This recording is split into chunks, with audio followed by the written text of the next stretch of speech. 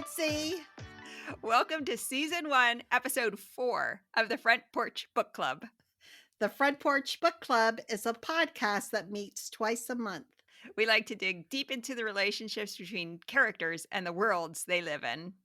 Grab a book and some iced tea and join us on the front porch. Today, we have Lisa Lawmaster Hess joining us. Lisa's the author of Casting the First Stone, our book for April. I think people will really be interested in hearing about how Lisa came up with the characters of the book and how she integrates her ideas from her own life into the themes of the book. I think that's going to be really interesting too for people to hear about. I was really interested in hearing about that when we had a chance to interview her. She's authored numerous fiction and nonfiction books. She has 2 sequels to the book that we're talking about today, Casting the First Stone. The second book in the series is called Chasing a Second Chance. And the third book, just recently released, is called Courting Peace. And Lisa is not a full-time writer. She is a part-time writer. She worked as a school counselor for 27 years and is now an adjunct professor of psychology at York College of Pennsylvania. We'll get into bits and pieces of all of this during our interview with Lisa. Welcome to the front porch, Lisa. Thank you very much. Thanks so much for joining us. We are so excited to talk with you about Casting the First Stone. Thank you so much for having me. We loved your book. Oh, thank you. Tell us how you got started writing. Middle school, oddly enough, I had one of those teachers who was life-changing from that perspective. She liked my creative writing. She taught creative writing. She liked my creative writing, and she encouraged me tremendously in terms of everything from vocabulary to creative writing exploits. And when I had to write my career booklet when I was in 8th grade, I decided that I wanted to be a magazine writer. And that's actually part of what I end up doing now, in addition to doing the novels and the nonfiction stuff. So it goes back as far as 8th grade, which was more years ago than I'm going to do the math on. I did not realize you had been writing this long.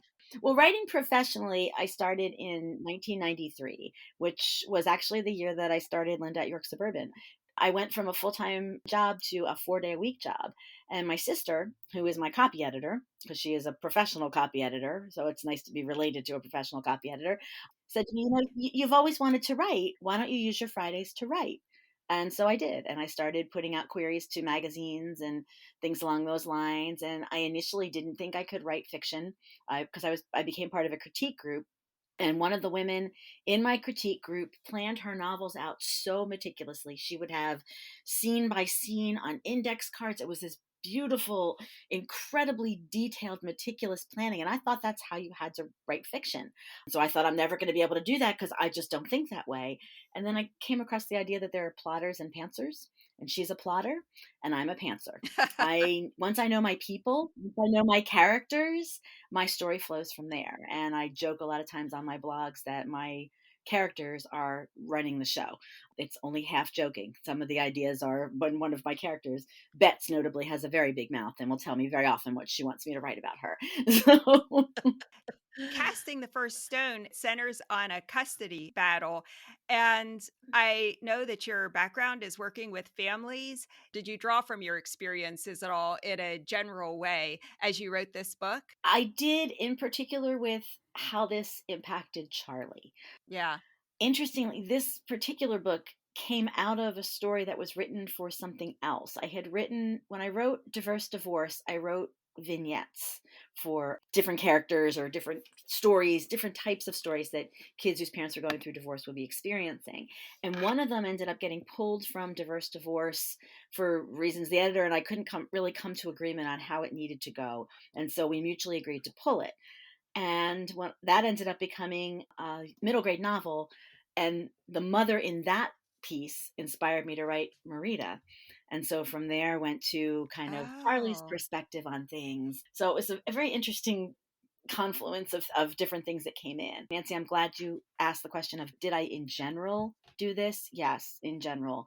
None of my students will ever appear in their pure form in anything that I write, fiction or nonfiction, because I view that as an intrusion into their privacy. My kids would say to me, am I going to be in your book? It's like, no, not quite. And I had also dealt with a lot of parents that were going through some difficulties. So I think that it came from as much the overall families that I dealt with, as any one particular situation.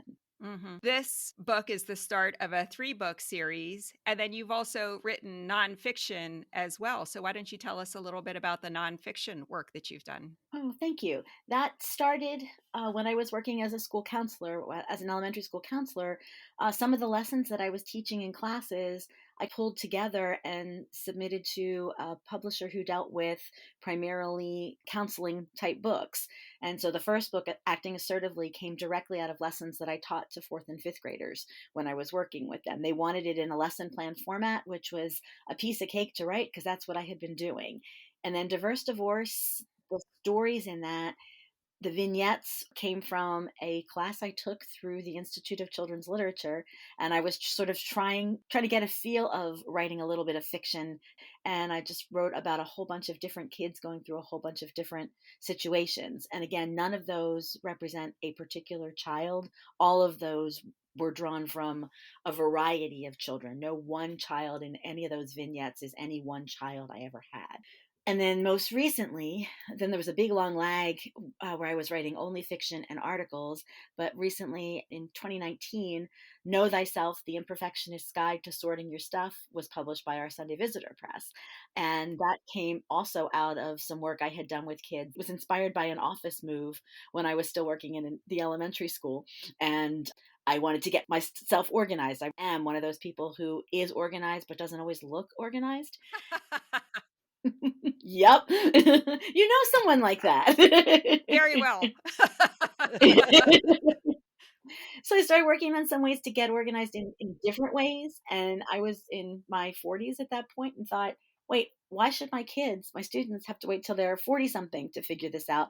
Why don't I teach them this stuff? So I came up with fun little names for the organizational and the personal styles.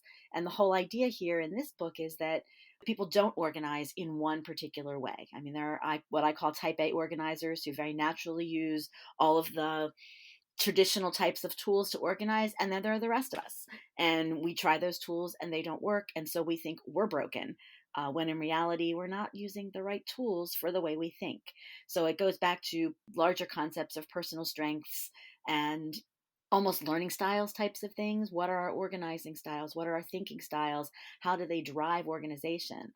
And I just made that sound very dry and academic, but it's very lighthearted and with an attempt at humor and very much of me in the trenches with you. I refer to myself as a work in progress when it comes to organization, because that's still, despite this book being in the works for about 10 years before it got published, still a very apt description for me as an organizational work in progress. I'm glad you kept that kind of funny in your book. There's so many books about organizing, so many. And yeah, they're just all so serious. So you mentioned your experience working in the elementary school. You're a part-time author, though prolific. Why don't you just give us a little bit of your professional background? Oh, wow. Okay. Well, I was an elementary school counselor for 27 years, working over that time frame with kids from kindergarten through eighth grade, depending on which district and which stage of my career I was in.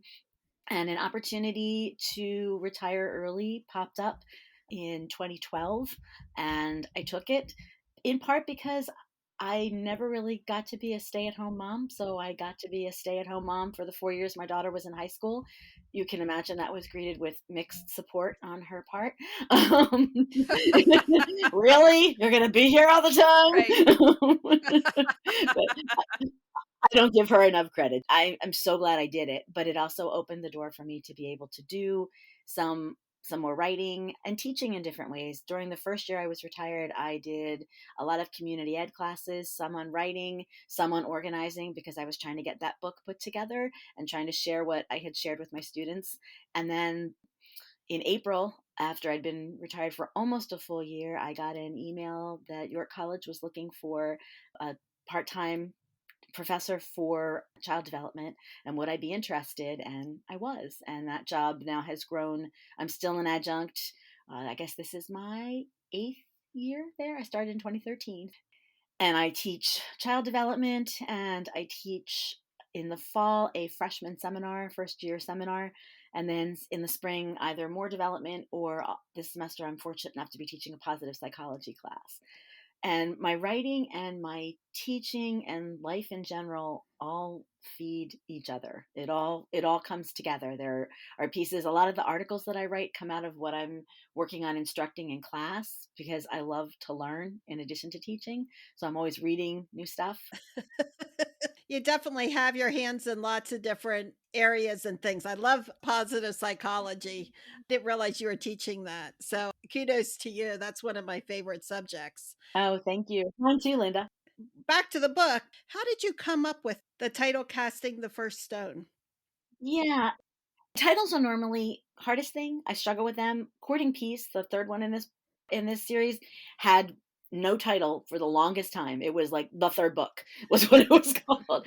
So this one kind of came to me pretty quickly because Marita, the one of the main characters, is pretty flawed. I knew I wanted to write in the Christian fiction realm.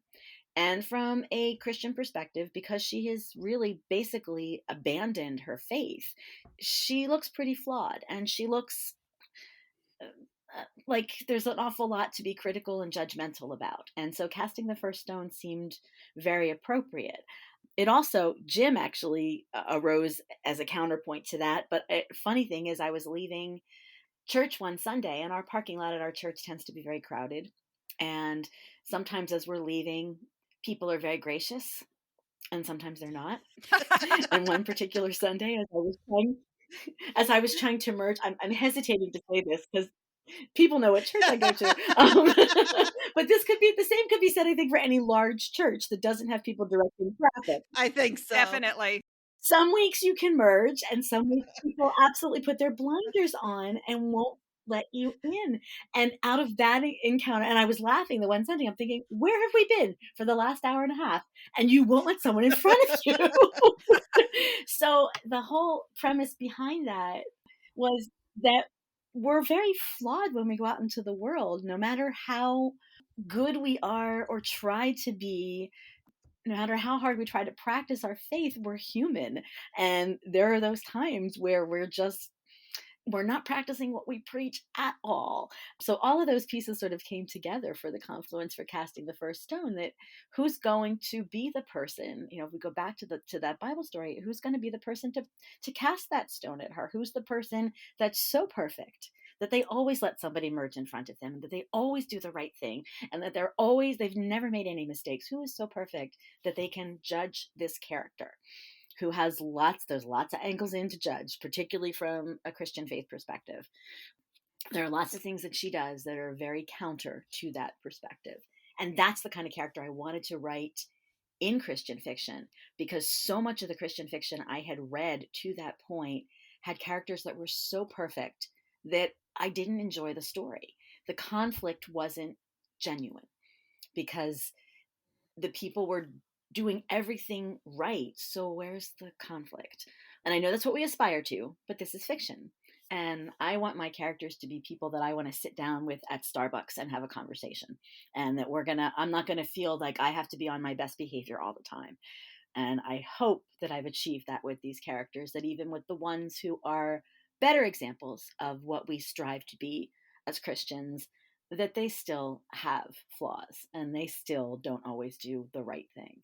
Marita was actually my favorite character. Lenny and I were talking about which characters were our favorite. Marita was mine, and she had so many wonderful strengths. So, yes, reading from a typical Christian perspective, maybe there would be some consternation that she had abandoned her faith, but you wrote her with so many strengths and with such love that She is a character I think a lot of people can really relate to, and in many ways aspire to be like her.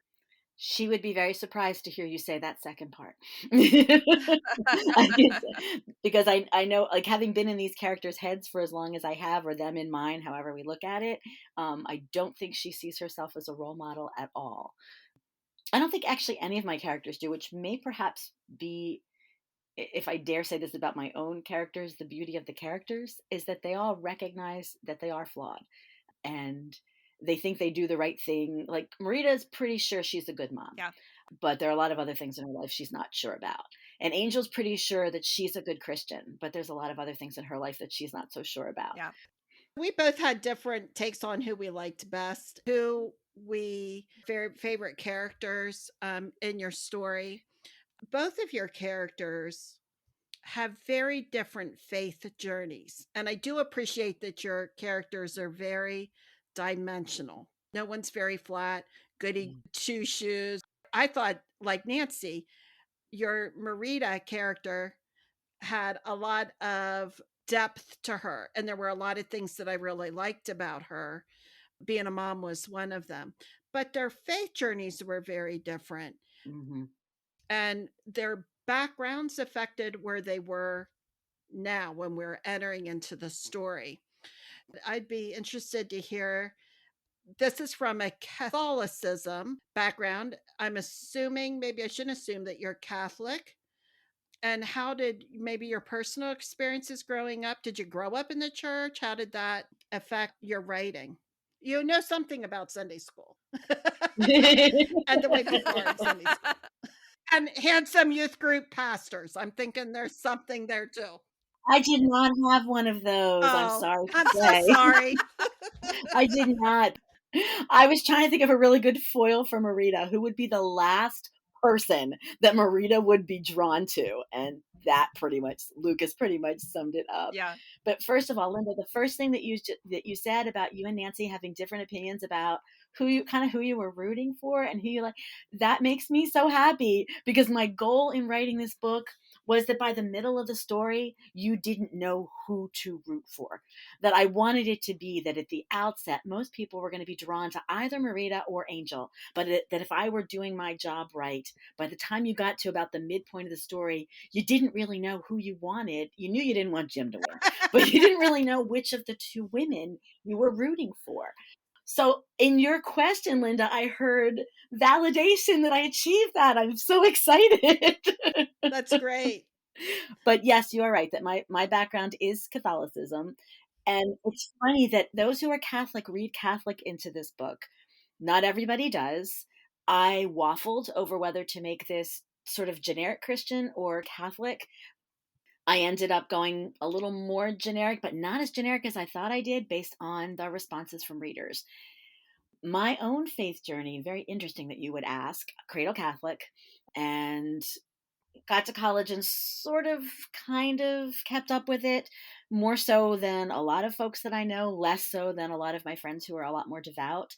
And actually, in my early 20s, walked away from the church and said, there's too many things that I think from a social justice perspective that don't jive with the Catholic Church.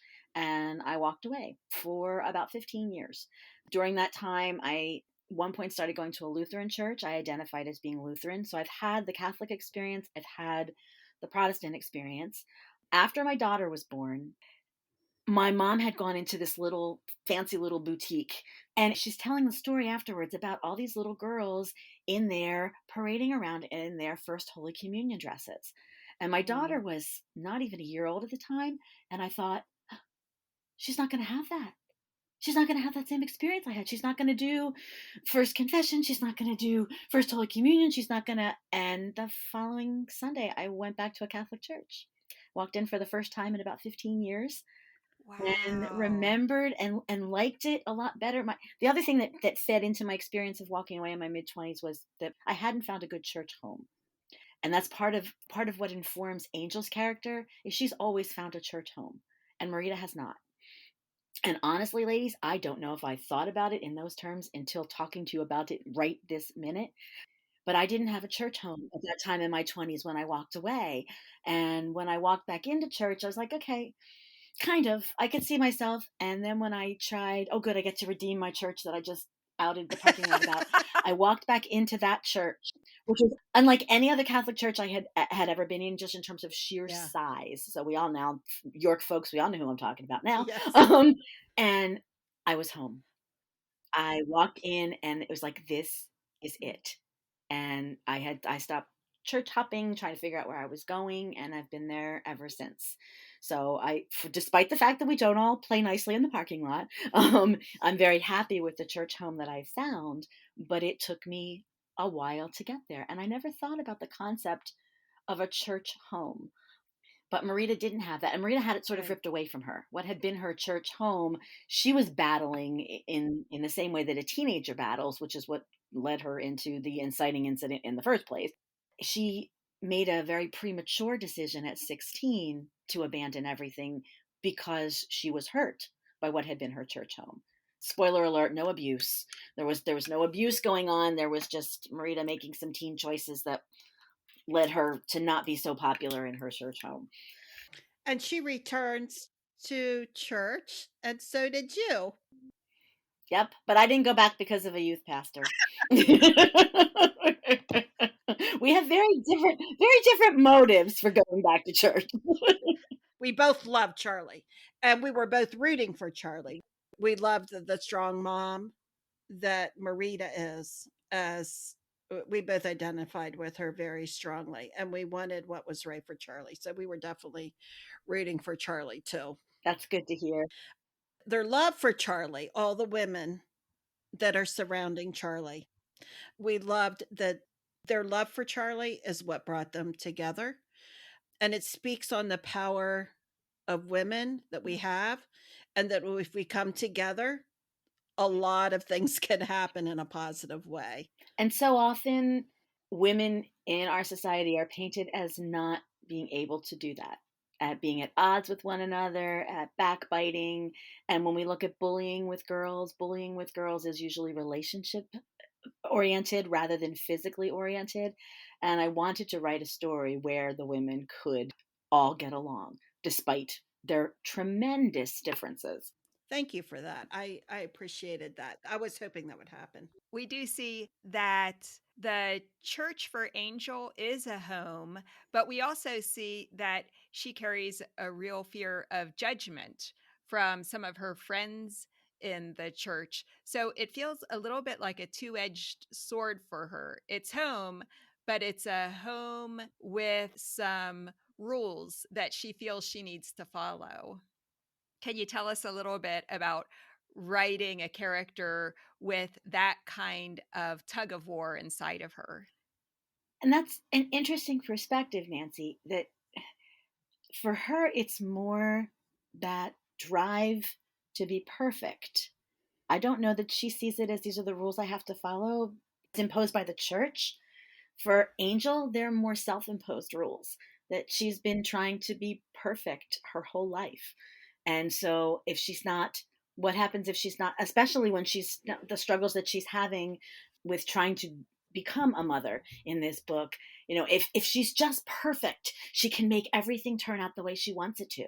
So I don't know that she necessarily feels the pressure directly from church. It's more of a war within herself, that if I am indeed a woman of faith, and if I do indeed believe all of this, then I'm supposed to do all of these things. She takes the Bible very seriously. She takes everything she's taught at church very seriously. And so these are the rules to which she holds herself. I think if you asked her if the rules came from church, she'd have to think for a minute. Not because she's not smart, but because Mhm. she's internalized them so much that they've become her rules, not church rules. Charlie was a great character. We loved how she was a smart girl and a girl who is really finding her voice. Well, thank you. I'm glad you like that. And as a matter of fact, this was supposed to be a single book. I wrote Casting the First Stone and I was done.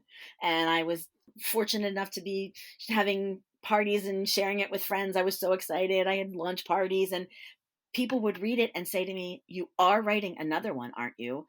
And the answer originally was no, that this was it. This was a standalone book. Well, after I heard it enough times, I figured it probably didn't make sense not to write another one if people wanted to really read another one.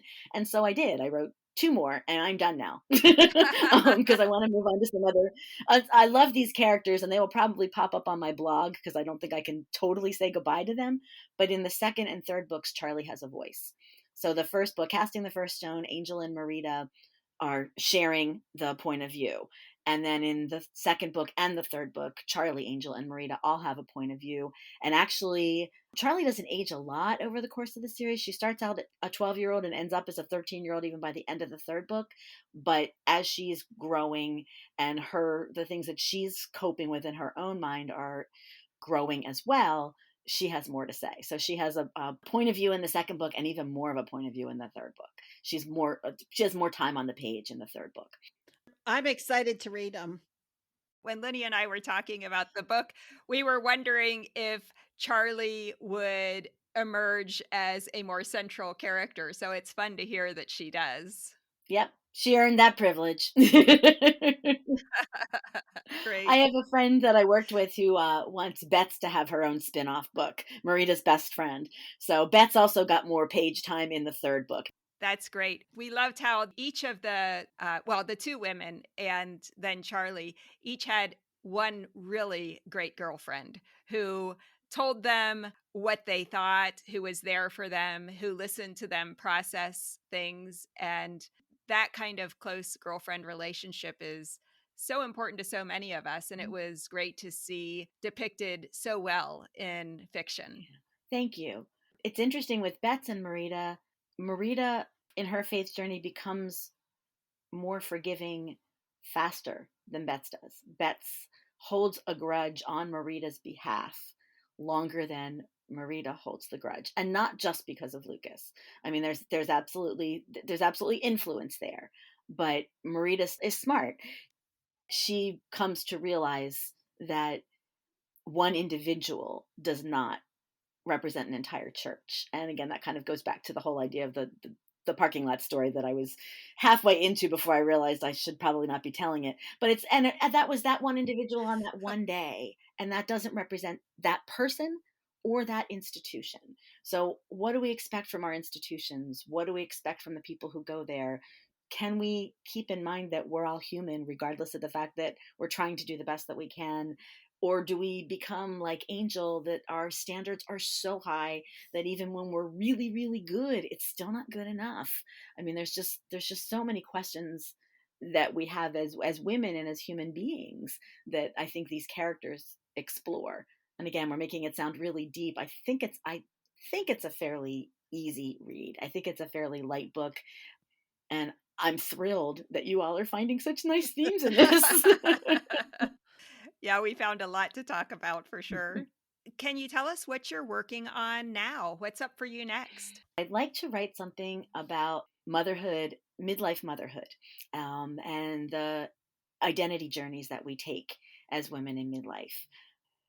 That's the nonfiction thing that's picking at my brain right now. And I have some things written down about it. I can't quite decide. It began as, how can I be retired if I'm raising a teenager, which was me when I was retired from school and having my daughter in high school. And it sort of morphed from there into something else. I also have another novel manuscript that's completed, but much too long and needs to be trimmed. And the main character is a professional organizer who is struggling to create order in her own life after she suffers a loss. So it's possible that will come up. I also sort of have it on my heart to write with a main character. I'm kind of in this midlife zone right now. I'd like to write a book about a woman who is over 40 as a main character, and not because she's widowed, divorced, but she's just an interesting person. But I'm kind of struggling to, how do I create this? Because I love women's fiction, but I have sort of aged out of women's fiction. But I'm not yet a grandmother, and I don't know that that's who I want to be reading about either. And I feel like there's this hole in fiction when it comes to women's fiction that you read about.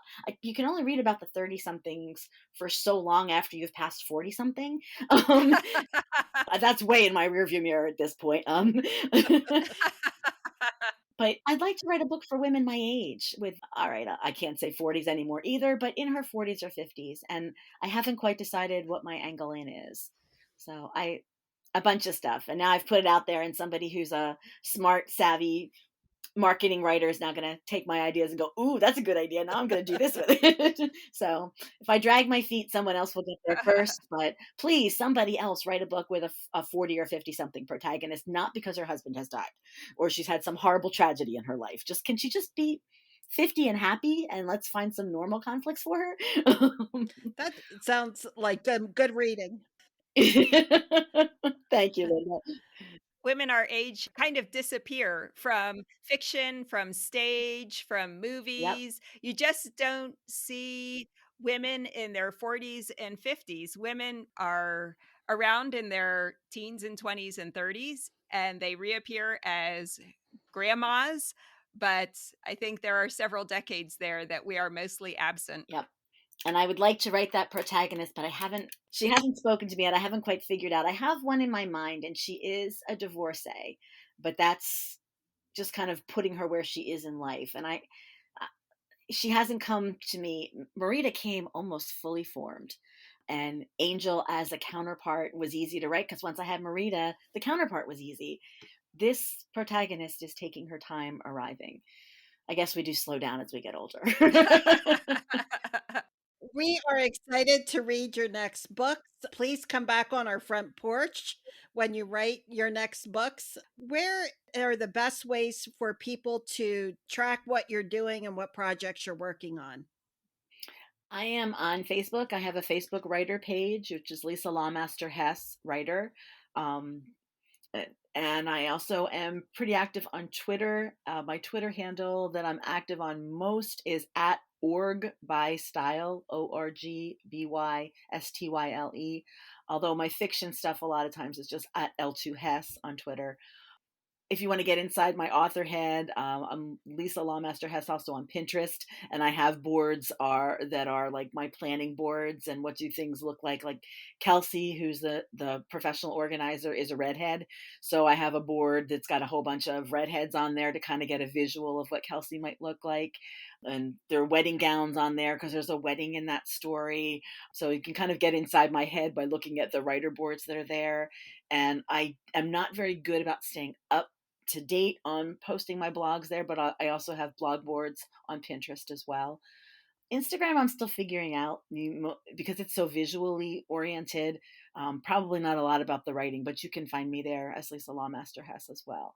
But the writer page and then my blog, which is, I love this intersection. It's the Porch Swing Chronicles. So as I sit on the front porch here, yep. Love it. So I so loved this intersection. This was so much fun. But it's l2hess.blogspot.com. And I blog there on Mondays, Wednesdays, and Fridays. And sometimes it's about the characters, and sometimes it's about my life, and sometimes it's about teaching. It gives me a lot to write about. That's great. Well, thanks so much for stopping by our front porch. My pleasure. It was great to have a chance to chat. Thank you so much for having me. And I think I love talking about my characters almost as much as I love talking about my own physical child. So this was like tremendously fun. It was fun for us too. And I will come back anytime you'll have me. Great. Bye Bye. bye for now. Bye-bye. Thank you. Wasn't that nice meeting with Lisa? Yes. I have known her for years and years professionally. I was a parent and she was a guidance counselor for my son. And so a couple of decades have passed, and it was really nice talking to her and seeing what other kinds of things she's been working on. I thought it was so interesting that she said she's been writing since middle school, though, while having this really wonderful career. And I was so fascinated that for so many people, one great teacher encouraging you can make all the difference in your life. And she had that great teacher who encouraged her writing. And she became a school counselor and is now an adjunct professor, inspiring students in college and all the while pursuing her writing. Yay, teachers say strong things about them, but guidance counselors too. A good guidance counselor is priceless and helps so many kids and their families. Oh, that's so true. So Lisa's really had the opportunity to touch people in a lot of different ways. And you're right. It was so fun talking to her about how her writing is also touching people and what she is accomplishing through that. Really super to get to know her. We'll invite her back again, I hope. Yes. We'll keep in touch with her and her work, and she'll come back another time. The next time on our front porch, we will be reviewing The Blessed Earth, written by Ted Genoways. I am really looking forward to that. This is a nonfiction book. It is the year in a life of a Nebraska farm family, completely different from the other two books that we've done up till now, but really, really interesting. So I am looking forward to digging into that with you. Listeners can get in touch with us by going to our website at frontporchbookclub.com, all one word. And there you can post comments and make suggestions, and you can see what our reading list is for the future. So you can start reading now for the books that we're going to be discussing. But we hope you'll join us at the next episode and come visit us on our website. Our episodes come out 2 times a month on the first and third Wednesdays of each month. If you like the show, be sure to leave a review on Apple Podcasts. Well, this was great, Lenny. It's always fun. It's always fun. I am looking forward to the next time we are on the porch swing together here on the front porch. I am too. You have a great week. You too. Bye-bye. Bye.